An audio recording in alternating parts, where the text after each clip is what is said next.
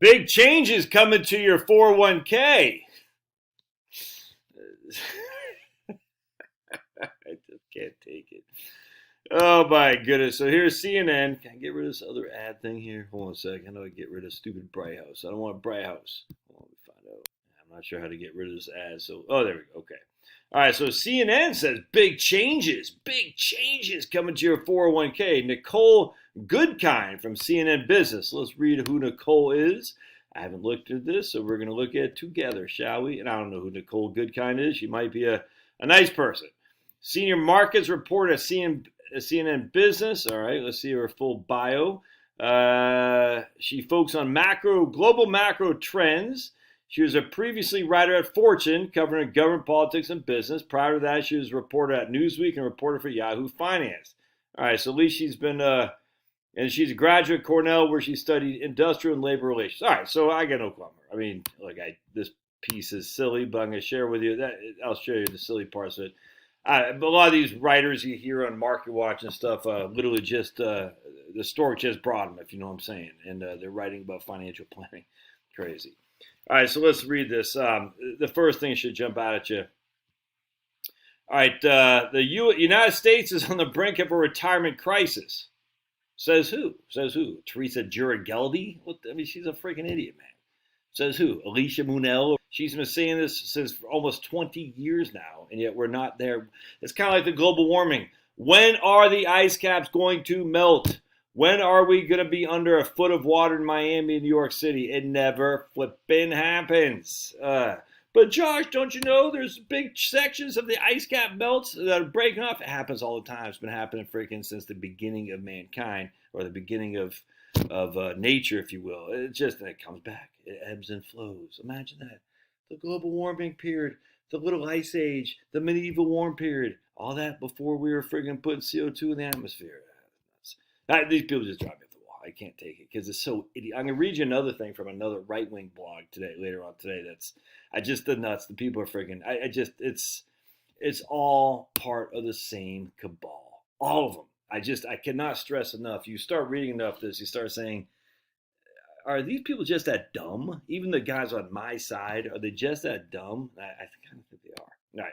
So let's read this. Because the first thing that just comes out, there's a brink of a retirement crisis.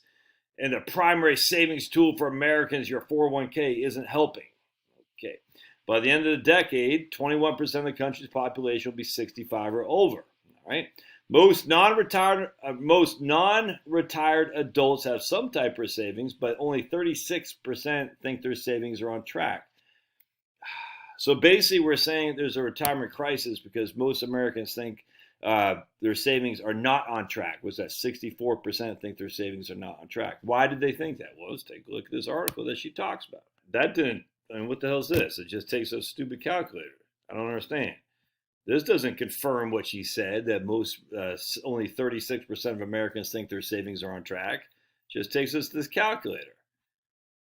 Okay, well, that's big fat stupidity. All right, I don't understand what the hell is that?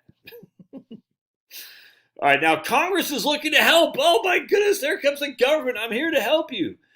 A new bill expected to reach Sniffy Joe's desk by the end of the year could require most employer-sponsored retirement plans to enroll their workers automatically. I thought we already did this. Making it easier for student loan borrowers to save and for older workers to make catch-up contributions. All right. What was the security? Retirement savings in the U.S. was long thought of as a three-legged stool, a Social Security defined benefit and your own assets. Who thought that originally?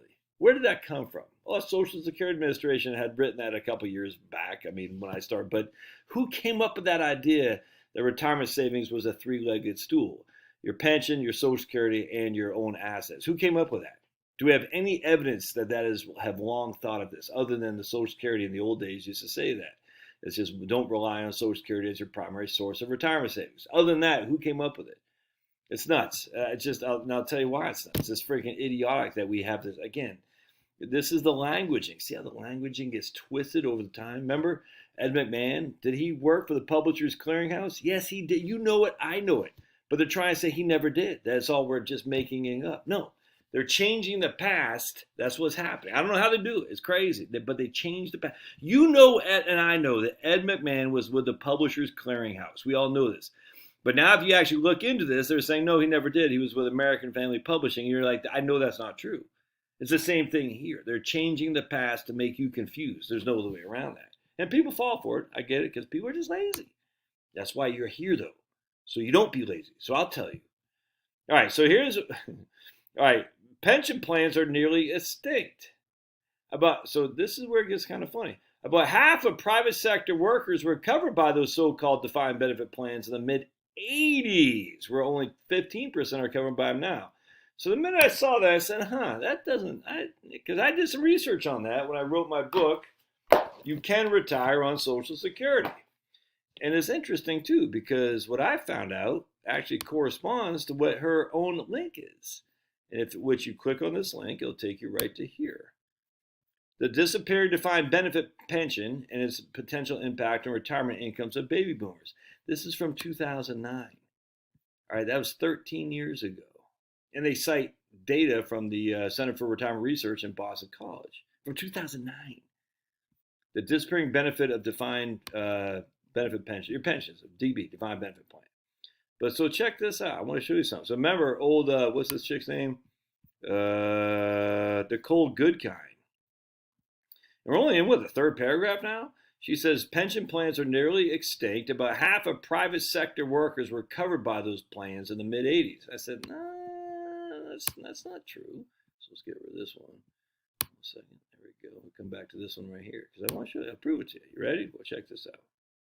The very second sentence right here, from 1980 through 2008, the proportion of private wage and salary workers participating in defined benefit plans fell from 38% to 20%. Again, this is 2009. 38% is significantly lower than what Nicole Goodkind said here, which is about half. I mean, it's not about half. And this is just a private sector too, by the way. It wasn't about half. Hey, Finney's back because we just got back from Cancun. They love, oh, yes, I know, baby. You just love seeing your pops back, don't you? So it's completely, so here's two links she provides. Neither prove what she's trying to say, but because they have an underlying HTML hyperlink, people say, oh, this must be all kinds of citations. It must be true. It's not. It's complete bullcrap. In fact, we can go to my book. Right here from my book. But the majority of private sector workers never had access to pensions, even in the heyday of the 1960s. Never did the majority even have access to pensions. And even with the workers who had access, how many stayed at their jobs long enough to benefit from the pension? Tell me, would you rather be the guy who is owned by his company and goes there every day for 30 years to manufacture widgets in order to potentially have the benefit of a pension, or someone today without a pension but with a much more vibrant economy and the freedom to engage in whatever you want to do with the portability of your 401k plan? That's from chapter 12. What is the chapter called? What Savings Crisis? The whole thing is friggin' fake as the day is long. And I hate it. So many things. The green energy crap. We're all going to be speaking Russian or China or Mandarin. The whole thing's nuts. All right. Social Security payments will still. All right, let's see. Right, here we go. More fear-mongering on the Social Security Trust Fund. The Social Security Trust Fund is facing a 75-year deficit. Well, we've known that for freaking day one. It's going to have to be fixed. You can do it how? Raise the payroll tax. 0.5%. For 25 basis points on each side. Done, and we are done. All right, so check this out. But the Social Security Trust Fund is facing a 75-year deficit, and without intervention, it'll be depleted by the mid-30s. Depleted. That means there's no money for Social Security. No, that means they'll have enough to pay about 78% of promised benefits, and that's through till 2092. And if you just read Dan Rostenkowski, look him up, Dan Rostenkowski. I'm not going to show you the video because I'll get trademarked, whatever it's called. Yeah, trust me, they're not going to not pay your Social Security. All right, 68% of private industry workers have access to a 401k, but only 50% will use it. All right, well, that's still a pretty good turnout. So if you look at 68% of private industry workers, all right, we divide 18 by 68. That means 74% of the people with access to a 401k are still using it. That ain't too shabby, my friends. In fact, I would argue a good significant amount, if not a majority, I don't know the numbers off the top of my head, I don't feel like researching it, of people who had access to a pension never got a penny from their pension. I bet I could easily find that out. I just don't feel like it. All right. All right, then we got this guy, Jonathan Barber, who's with Goldman Sachs. He never thought it'd be anticipated that the 401k would be the primary leg of the stool, or Social Security would be the primary leg of the stool. It wasn't ever anticipated. And going back to my book, You Can Retire on Social Security. Why is the Social Security taking over so much? Well, let's just look at the taxation of Social Security, shall we? Because it's nuts. So when Social Security was first signed into office in 1935, the first year of taxation was in 1937. Old age survivor disability income. You paid 1% of your taxes. Right? Rate for employees and employers each. You paid 1%. All right, so you paid 1 and your employer paid 1. 1% of your income to Social Security taxes. Fast forward till 1968, that's 30 years later, you pay 3.8% of your money to Social Security. That's it. Fast forward until after 1989, you pay 6.2%. So no, it hasn't been. It is down, and the reason is because we pay more and more into it. This is the whole thing. So it's not a welfare benefit. It's an entitlement. You pay it. It's your freaking money, man. Oh, by the way, there's no HI, hospital insurance back then either. So just as FYI. So you had no OASDI, HI. All right. Old age, OASDI is old age survivor disability insurance. That's your Social Security benefit. HI is hospital insurance. Is Part A of your Medicare benefit, by the way. All right, let's keep going. Let's see the tax breaks. All right, so naturally the 401k appears as a savings vehicle. The Americans are bringing more money, so it rewards those with more money because it gives them a tax deduction. Hey man, I'd get rid of tax deduction. No qualm with that at all. Let's get rid of them. Say, all right, let's make it even, Steven. We're not going to give anybody a tax deduction. I get it. Let's make that because you're going to see they're going to hang you later on in life when it comes to your retirement savings. When you have to pay taxes. And what does that do to your Social Security? Oh, it makes Social Security subject to taxation, whereas previously would not have been if you didn't have to pay taxes on your retirement money. I talked about it here. I'm going to do another book. I'm fired up. After going to Mexico for a couple of days, I'm ready to do another book. All right, so again, less than 40% of lower paid workers have retirement accounts. All right, well, because they're lower paid, and they're getting by day to day. They do have retirement accounts called Social Security, and a lot of them are going to rely on Social Security for a significant source of their income. That's just a fact. If that's you, that sucks, man. I don't know what to tell you, but the vast majority of Americans, that's not. That's just a fact. All right. The tax breaks for the retirement savings, i.e., put money away to a 401k, expects to cost the government. See, this is where the CNN can kiss my big fat behind. $200 billion. That's not the government's money. It's our money. That's our money, you freaking fool. It's our money. We're the ones who got the tax break, and we're the ones who pay the taxes because we're the ones who earn the labor. It's our money. It's not the government's money. Us retaining more of our money is not taking from the government. It's the exact opposite of the way you should look at it. The government getting $200 billion is them taking from us.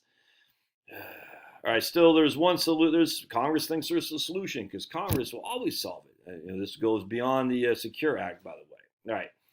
All right, automatic enrollment. It would be the largest change to the 401k. Require employees to automatically enroll their eligible workers at a savings rate of 3% of salary. Okay, whatever. We've talked about this a million times before. A 2012 study cited that the most dramatic increases in enrollment are among lower paid individuals if it's automatically done. Okay, whatever. I mean, you can do that. It's fine.